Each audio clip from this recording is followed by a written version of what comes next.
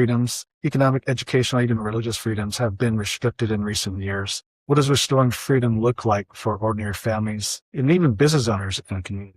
Well, one of the things I want to go back to is economic freedom. When you have finances, you have freedom to do a lot of things. You can start your own business.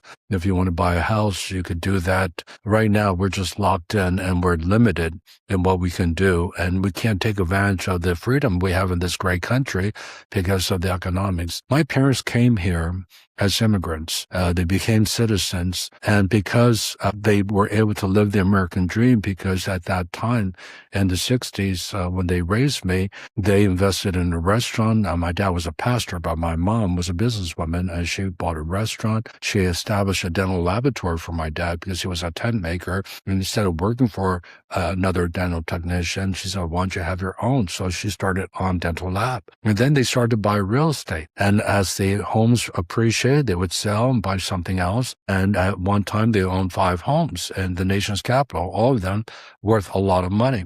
And that gave us the freedom to go to school, college, without a debt. They didn't borrow a single cent from the government or from the school. They paid cash. And they inculcated that into my life. And so we were able to do the same thing when we came to California. My parents helped us to buy our first house. And I really do believe when the Bible says parents are to lay up for the children, not children for the parents. And that's one of the reasons why we are a parent, is to provide for our children. But even at that level, to help them to be successful apart from us as they become parents themselves. And so my parents helped me with our children. We had 4 children here in California. We bought our first house because of their help. But then they also helped me by setting an example for me to start my own business. So I started my own business in 2010 as an S Corp, as a small LLC. But nevertheless, because I am an author, I've written 17 books, all my royalties go there.